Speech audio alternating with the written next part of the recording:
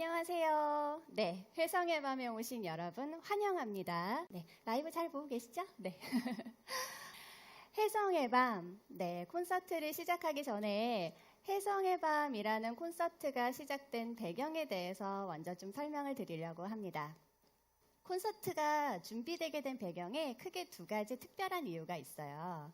먼저 첫 번째로 회성의 밤은 경상북도 무형문화유산 중에 하나인 신라향가 중에 혜성가라고 하는 그 아이의 현대적인 재창작 버전입니다. 눈에 보이는 경복궁이나 석굴암, 첨성대 이런 아이들은 눈에 잘 보이기도 하고 곁에서 얘기도 많이 전해져서 여러 가지 컨텐츠나 디자인으로 세상에 많이 이어지고 있는데 신라향가처럼 이렇게 형체가 없는 아이들은 굉장히 중요한 문화유산이어도 옆에서 잘 이어져 나가기 어렵다는 이야기를 제가 2년 전에 경주에서 지역 예술인분들과 일을 하면서 알게 됐습니다. 그래서 개인적인 마음으로 똑같은 대한민국 소중한 문화유산인데 어떤 아이는 계속 뭔가 예쁨을 받고 어떤 아이는 소외된다고 하니 개인적으로 좀 속상한 마음이 있었어요. 제가 그리고 두 번째 이유 배경에 제 직업이 이유가 됩니다. 제가 상담실에서 마음이 힘든 분들을 많이 만나잖아요. 특히 코로나 때문에 요즘 마음이 아프다 못해 병이 심해져서 오시는 분들을 정말 많이 뵙거든요. 그분들을 뵈면서 문득 어느 날 신라향가 생각이 났습니다. 혜성가에 별이 쏟아지는 장면과 3명의 나라를 지켰던 화랑 수호신들, 이 이야기로 이분들의 마음을 조금 다독일 수 있지 않을까라는 생각이 드는 거예요.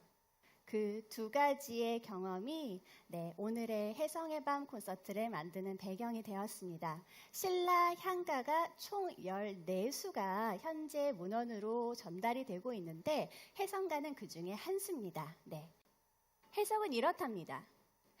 옛날 동해물가 건달바가 놀던 성을 바라보고 왜군이 왔다 하고 봉화를 올린 변방이 있구나.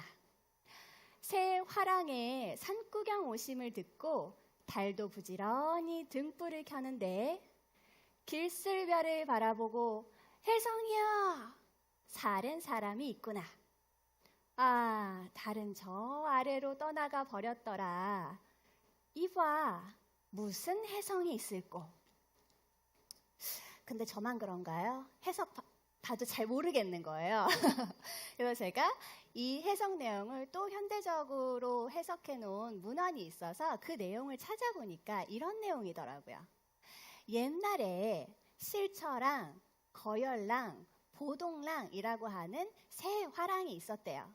그 새 화랑이 열심히 수련을 하다가 금강산으로 같이 유랑을 가자라고 해서 마음을 먹은 날이 있었는데 그날 갑자기 심대성에 혜성이 떨어지는 걸 보게 됐다고 합니다. 심대성은요, 지금으로 치면 경상북도 경주, 예전에 신라의 수도였던 지금의 경주를 지칭하는 지명이고요. 그걸 보고 예전 사람들은 혜성이 떨어지면 뭔가 안 좋은 일, 변개가 일어날 신호 이렇게 받아들였다고 해요. 그래서 그 새 화랑이 놀러 가려고 했던 것도 멈추고 기다리고 있었는데 때마침 알아보니까 수도에 왜군이 쳐들어왔다고 소식을 받았더랍니다. 그래서 그 3명의 화랑이 심대성으로 뛰어가서 나라를 구하고 그걸 굉장히 기뻐했던 왕이 상도 치하하고 더 즐겁게 금강산으로 놀러 가게 됐다더라 하는 게 친절한 해석이더라고요.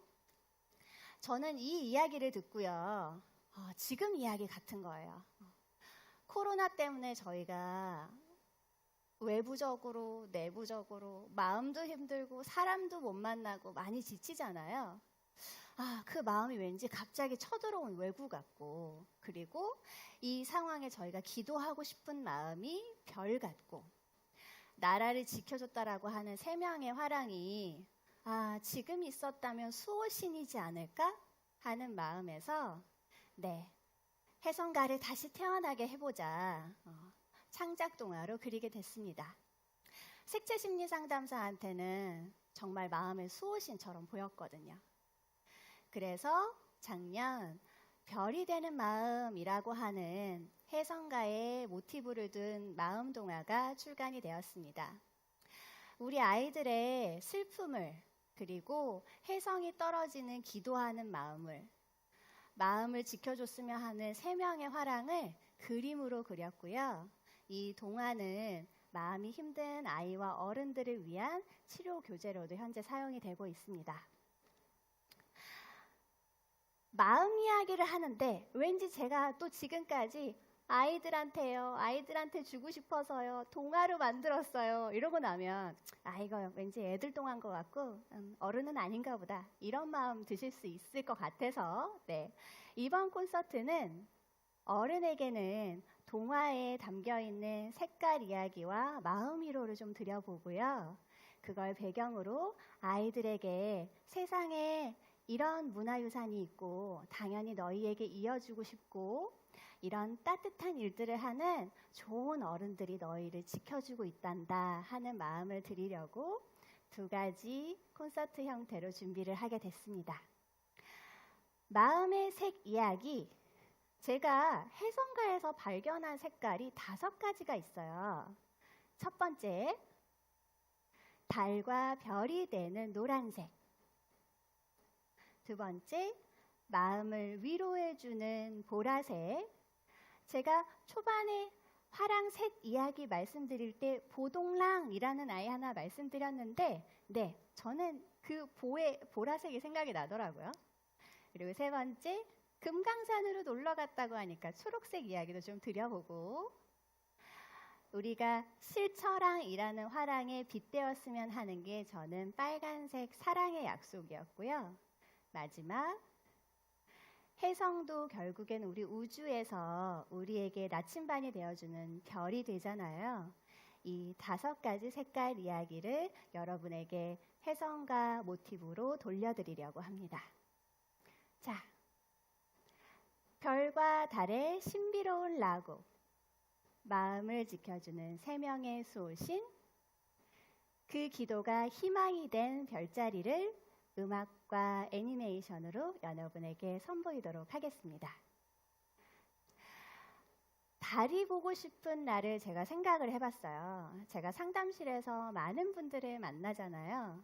그러면 나의 마음을 그림에 빗대어 그리는 경우가 많이 있는데, 달을 보고서 기도하고 싶은 마음을 갖는 분들은 이런 마음들이 많이 있었어요. 하염없이 눈물이 가슴 안에 가득 차 있는 것 같고, 누군가 너에게 아직 이 캄캄한 어둠에도 빛을 주는 존재가 있어, 이런 얘기가 듣고 싶을 때 저희는 달과 별을 보고 기도를 하는 것 같아요. 그래서 오죽하면 김용택 시인이 이런 시를 지으셨을까라는 생각이 들었습니다. 달이 떴다고 전화를 주시다뇨. 이 밤 너무 신나고 근사해요. 내 마음에도 생전 처음 보는 환한 달이 떠오르고 산 아래 작은 마을이 그려집니다. 간절한 이 그리움들을, 사무쳐오는 이 연정들을 달빛에 실어 당신께 보냅니다. 세상에 강변에 달빛이 곱다고 전화를 주시다뇨. 흐르는 물 어디쯤 눈부시게 부서지는 소리 문득 들려옵니다.